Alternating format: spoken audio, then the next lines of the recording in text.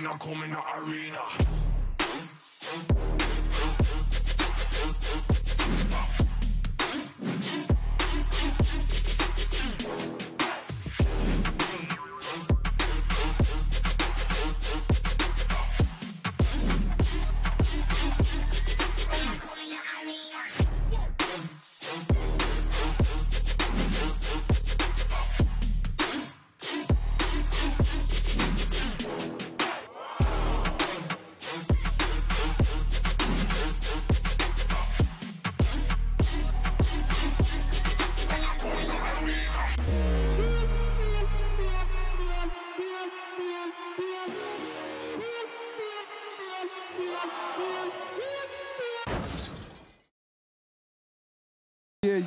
Yeah. Oh. Thank you guys. Thank you.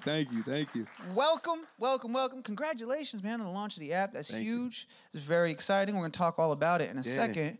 But how are you doing, man? How are things going? Doing excellent, man. I'm all plugged in. We launched the app about a week ago, and just be running and gunning, man. I'm excited to introduce this kind of new field, reintroduce this genre to the world, as I believe short films have just been overlooked for the past, couple of decades, since the 80s, since they removed them out of the theaters. People have yet to really, the average consumer has been disconnected from short film. And it's funny, too, because I think a lot of platforms have popped up that have created opportunities for short films, like Vimeo and YouTube and all that. Yes. But there hasn't been a place that you could go to find all. You were on your own. It was the Wild West out there. Exactly. Can you talk, maybe that's the answer to the question of where did the idea come from? How long ago did you start working on this? Wow. Well, it came from heartbreak, as many great things. As I'm a short filmmaker, I kind of consider it like FUBU, for us, by us, a short film app by a short filmmaker. Being that I had a film that went in numerous festivals, won numerous awards, and as most people know, it's a 12 to 15 month window that you can submit your film. And in doing that, after, it was over. The ride was over. It was just, and then the average consumer didn't get a chance to see my film, as people that go to the film festivals are usually a part of the production, a part of the film industry, or just friends and family. Yeah. So a large part of the people that I really wanted to see this film didn't have an opportunity, nor did they even know it exists. So from there, I wanted to create a platform to bring eyeballs to short films. And being the landscape of society right now, where people are, enjoying mobile entertainment at a high level, it was perfect. It was one of those things when I mentioned it to like my investors and different things like that. It was like, this isn't already out. It was like it was just one of those things. Sure, this doesn't exist. Right. Like, really? So I think it was perfect, and that was just confirmation on the idea, and that's the whole vision. And we're here today, and it was great to be able to talk to other filmmakers and feel like there was a void that they needed to be filled as well, and be able to create a unique, specific, boutique, cool, exclusive place for short films. And we're also making original content, original short films, original digi-series. So basically, we're the short film version of Netflix. Yeah, it's pretty incredible. And it's so funny that that's the story, because a buddy of mine is a filmmaker, and I was talking to him last night. I was like, you need to get in this app. You need to get Sobre Vivo in this app. Because he had the exact same story. They were in a bunch of film festivals, all this fun stuff, and then it was just done. And it was like, I did all this work, and some people saw it, but like, how now it's just done? Nobody else sees this man. It's sad, because most of this is the idea. And let me get loosen up. Loosen up. In 2 years, the way I see this, I want to be able. The plan is that Everybody Digital will create an industry for short films, as all these other genres have evolved. Music videos is a billion-dollar industry, even to the point where Instagram clips and Vines. It's a $1 billion industry now, where short films have just been left behind. It's seen as a stepping stone rather than an actual industry. With Everybody Digital, in 2 years, we'll be able to pay all of our short filmmakers for their films. And that's something that's never been done. Never, being that if anybody made a short film out there, it's usually like taking a stack of money and throwing it in the fire. Exactly. It's gone. In fact, some filmmakers have just filmed that in slow motion. Yes. Here is and they my money. won everything. Won all the awards. And it worked. It worked out. Yes. So I went to download the app, and I have it on, obviously, and I was messing around with it. One of the things I loved, before I even got into the app, when you download any app, as you know, on the App Store, there's the name of the app, and then under it is the developer or the company. Like Twitter is just Twitter Inc., Facebook, so on and so forth. Yours, it has your name. Yeah, it has my name on it. Yeah. Speaks to the level of involvement and dedication with this, and I'm wondering, how deep were you in all those different facets? Were you working on user experience? Were you working on curation? Everything. My fingerprints are all through this. I know my actual app builders, they hate me just because I'm not an app builder, being that I don't know what can be done and what can't be done. So my imagination is always going to the roof, and they're like, "Yo, we can't do that, Alan." I'm like, "Yeah, we can. Let's figure it out." Figure it out. That's kind of a strength. It is, being that I'm not from that world, so I don't know the limitations. So I'm always pushing them, and which is great, and this is why we're here. And even with this being the first version, and we're rolling out the second version in the next couple of months, and I'm excited. I can't even really tell what's going to happen. The second version is going to be even better than the first one we just launched, as far as what you're going to be able to do within the app. It's going to be incredible. This is just introducing the world of short films back to the world, and the idea of enjoying these short films and really making it specific to the demographic of those who are unplugged.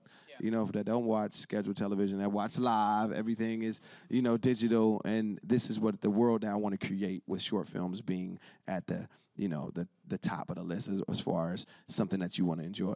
Very cool. Yeah, well, you're putting your stake in the ground, you're getting it out there, you're letting people know it exists. Yeah. I do want to know, since you've been so involved in it, for anyone out there that's ever had an idea for an app and then just gone back to eating their burrito, what was step one? How did you turn this from this vision and we need this thing? Where did you begin to turn it into a reality? Now it's this community. Yeah. Well, I get the idea came. I was walking a friend of mine's home, and it just hit me. And I said, "Man, I want to create a platform for short films." And she looked like, we were like, "What? What are you talking about?" I was like, "Yeah." And I kind of walked off, and I walked off, left her halfway. I walked her halfway. I didn't even walk her. It just consumed me. It just consumed in the middle when it was I want to go make something. And then I just left like a crazy man. So I just reached out to my lawyers. I reached out to different people legal-wise for the name, and that was my first thing. And then after that, I reached out to some developers, took some meetings with some guys, and see who was going to be able to deal with all my craziness. And then that's who I went with.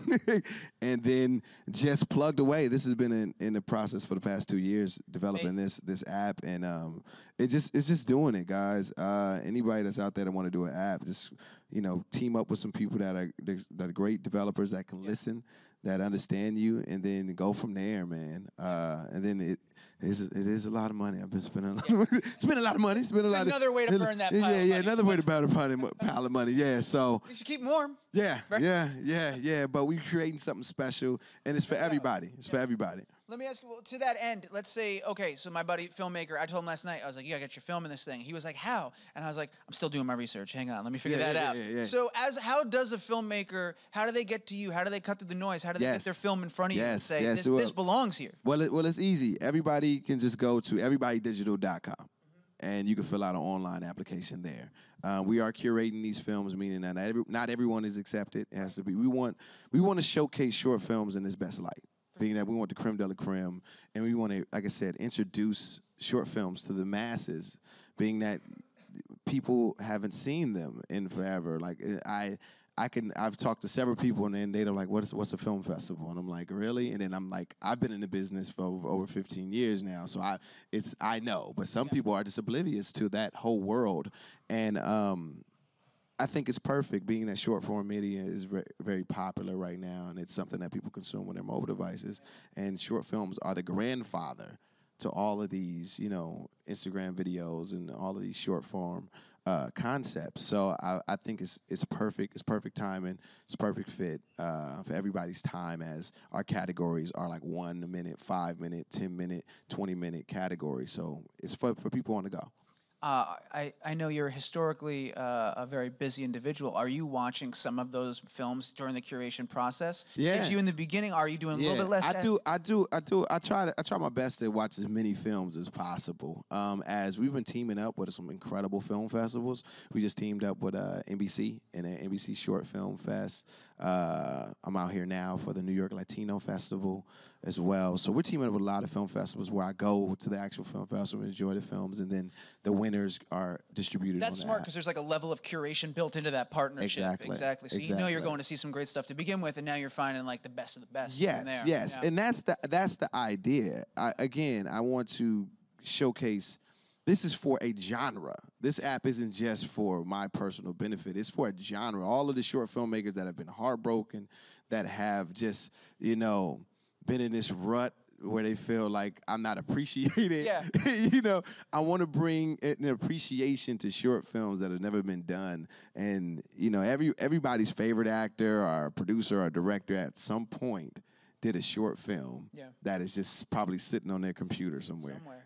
So we've got hundreds of shorts in our catalog now, and we look forward to getting more from everybody. So please go to everybodydigital.com if you're a filmmaker. Upload right there, and it's easy as 1, 2, 3. Everybodydigital.com, and it's the app is free on the App Store, right? The app is free. Yes. I've been doing these. I've been doing these skits around on Instagram where I have my Everybody Digital ski mask, and I'm robbing people to download the app. So just in case y'all see me in the street. That is an aggressive marketing campaign, yes, it is. sir. I'm about it. Everybody can get it. That's the hashtag. Everybody can get it. You know what I'm saying? I throw the ski mask on. It's a problem. If you see me, I got my green emoji gun. It's a problem. So I might have to pull a ski mask out today. Everybody in here need to download the app. All right. We're gonna get the app. We're gonna get the app. We don't need a ski mask. All right. I wanna talk about some of the other stuff that you've been working on.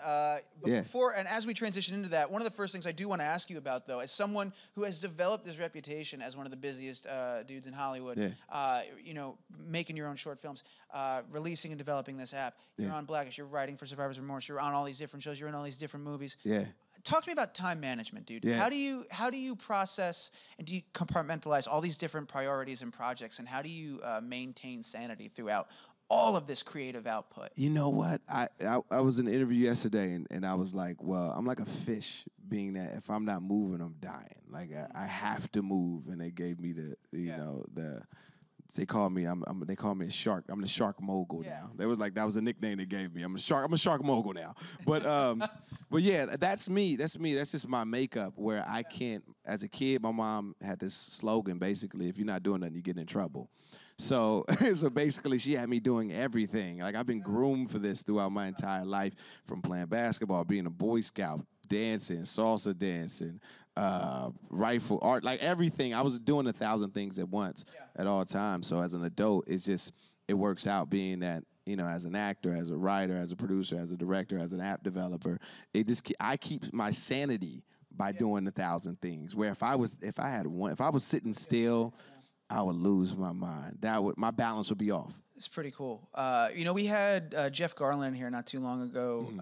Curb Your Enthusiasm. Yeah. And he was saying that he loves the Goldbergs because he makes his own movies and stuff, and he throws them up on Netflix, and that's where he gets to do his thing. Yeah. But the Goldbergs he loves being on because he was hired to act. He shows up, he does his role, and that's it. Maybe sometimes he would shoot something a little different, but he doesn't say that. He doesn't have to worry about that. Yep. He's there to do the job he was hired to do, and he loves it, and he trusts that team, and he trusts them creatively. And it's almost like not a vacation, but it's just an easy, fun job for him to do. Oh, yeah. So are you the same way? Because you have this recurring character on Blackish. You've been on there since season 1. Yeah. Is that a great job for you to walk in, you know exactly what they're looking for, you know how to give it, you get to hang out with some of the coolest, smartest people in the world, or are you, while you're there, observing, trying to learn? Like, how do you segment that? Do you turn parts of your brain on and off? That's a family environment. Meaning my mentor is actually the creator of Kenya Barris is my mentor, and I met him prior to Blackish on another show that we did.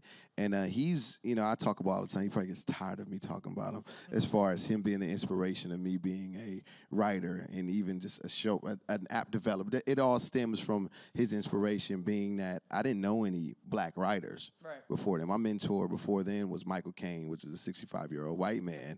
And different kind of mentor. Yeah. And since I was 17 and just being naive, as you may call it, I just didn't see myself in that position. And then meeting Kenya and seeing his success with Blackish and from the beginning to where it is now, it inspired me to the point where I was like, I can do that too, and leads us to here. And so whenever I go to Black, it's just always a learning experience as I'm watching him, watching everybody on the set. Anthony's a mentor to me as well. He's like amazing too. He's incredible. Talking about my work schedule, he has like 4 or 5 shows. He's hosting everything. Like I'm just trying to keep up with everybody else. So it's definitely a break from when I'm producing and when I'm doing 1,000 other things while trying to act. But it's great. It's always a learning experience for me. Very cool. I believe we have a clip from Blackish that we're let's do it. Let's throw it up real quick. Let's show it. And we'll get back in it. Come on. Yeah. We got to move on. Dre's right. I mean, we've tricked off the last 2 months of work on this. It's a new year, fresh start, clean slate. Speaking of slate, did y'all see what they put up today? What? Trump is in a Twitter beef with Dikembe Mutombo. That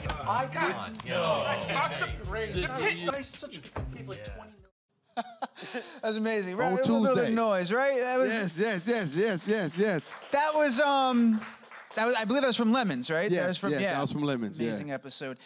So you've talked about how Kenya's sort of a mentor for, or is a mentor for you. Yeah. So I imagine, did you try to get into that writer's room at all while you were there and just You sort know of what? absorb? Like, it was one of those things where I was staffed on Survivor's Remorse, and we actually were writing around the same time they were writing, and also it's just with me acting as well. Big ups to those writers for those 22 episodes right there, and then for 44 weeks. It's a long. That's a big commitment over there. So I mean, definitely would love to be a part of the staff, but I don't think with just me acting as well, it would even fit in my calendar. As Survivor's Remorse was just perfect. It was a perfect situation where it's 10 episodes, it's 22 weeks. And shout out to Mike O'Malley, who's another mentor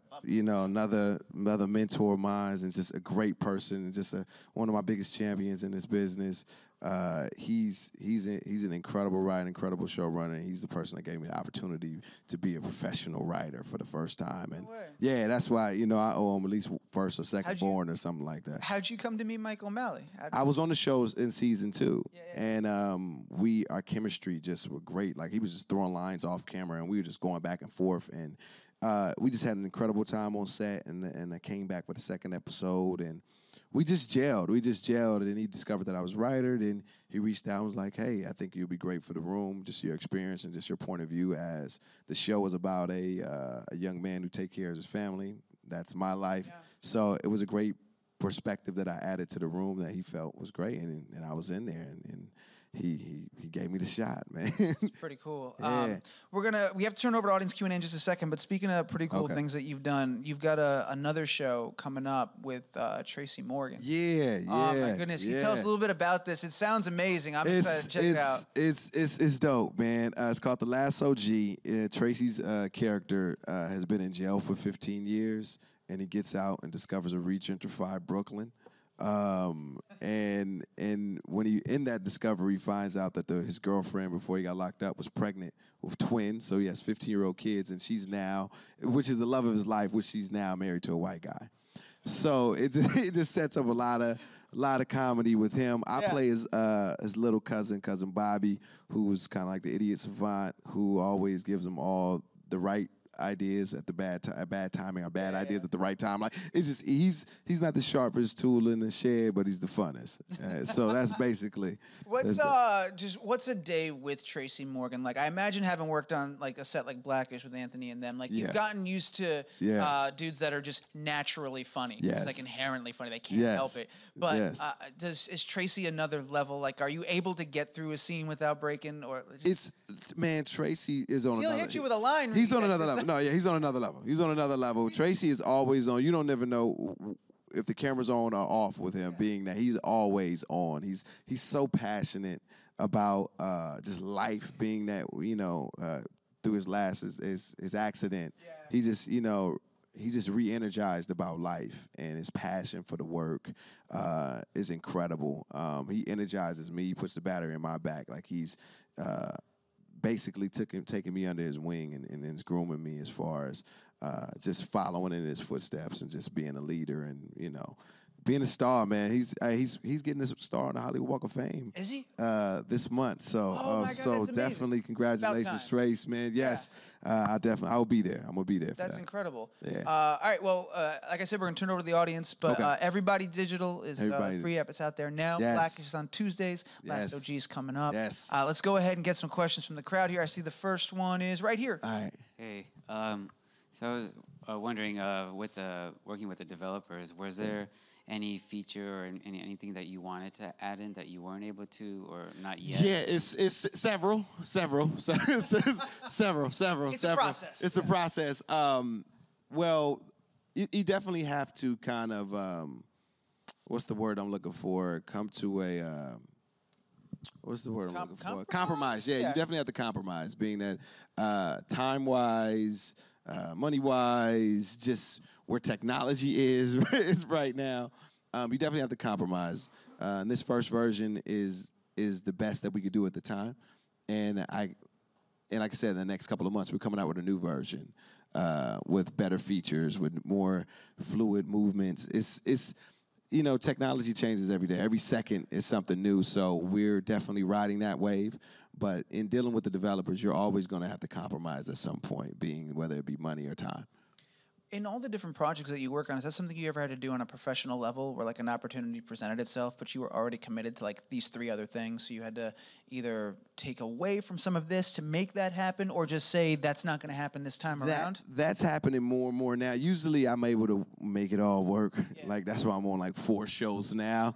But to try to get that 5th show is a little tough, scheduling wise. But that's champagne problems, man. That's For sure. It's a great problem to have. Champagne but problems. It's a great problem to have, but it's still it can create stress, and it's something you've got to figure out. Yeah. You got No less. You gotta definitely know your limits Yeah. as far as how much you can push yourself. Being Sure. that I'm human. I do need some sleep. Yeah.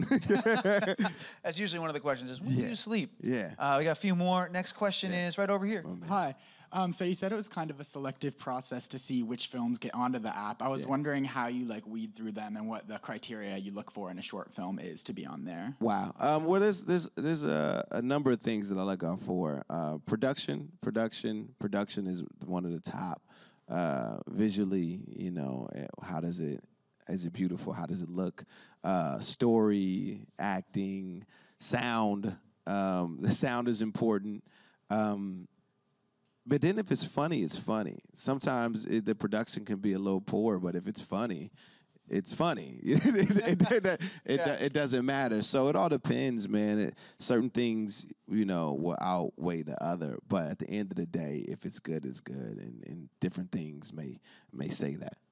For sure. I believe we have time for one more, is it? We got have one more question Yeah, right here. So I was wondering, when you created this app and there were so many short films for people to choose from, were there any people that you reached out to in order to get content from when it first started? Because every app always needs the first several short films to be on there. Well, yeah, we definitely. And our game plan from the beginning was teaming up with the film festivals, being that they have already developed the system as far as curating films. And again, they've already done most of the work as far as weeding out the good ones and the great ones. But we definitely, what we're doing unique at Everybody Digital is that in our original projects, team up with a lot of my celebrity friends that are doing short films to maybe recreate their brand or do something totally different. We got a film called Why Comedians Laugh with Dion Cole, which is a drama. Same thing. Anything from Dion Cole, I'm in. I want to see what he's doing. Most people see his comedy stuff, but this is a drama. We did one with Peter McKenzie from Blackish as well, which was a drama. So a lot of times we'll do that, and then whatever genre that film is in, it'll be, queued up. All the other short films will be queued up in that genre, where if we have Dion Cole in this dramatic piece, all the dramas that are similar will go up. So everybody's kind of helping everybody, and that's what I feel is unique about helping everybody film inside of the app get some eyeballs. As again, it's a lot of incredible work, and it's not about having name actors in them. It's about the story and the filmmakers. These are great films, and whether you know the actor or not, you're going to enjoy them, and that's what I want to bring bring to the forefront. It's Halloween time. You got any horror in there? You got any? Of course, Yeah? of Okay. course, of All course. right. We got a horror series Scary. called The Listener coming out, similar to like a Saw type thing. It's very creepy. Very, very cool. Very creepy. We're out of time. I'm gonna have to let you go, Okay, unfortunately, but I okay. think that's probably good news for you because you got a million other things you got to go get to. Yeah. You got to run around. But guys, I've said it a million times. I'll say it again. Everybody digital, check it out. It is Yes, free. There's it's no reason free. not to. Don't make this man pull out a ski I'm mask. gonna pull out the ski mask. I knew it. I'm running I up could on feel- everybody. It's Everybody 80 degrees can out. get it. It's 80 degrees out. You don't need to be Yeah. wearing a ski mask. So get the app, Blackish on Tuesdays, and keep an eye out for The Last OG. Make some noise for Alan Maldonado. Awesome. Everybody, come on. Thank you. Yes.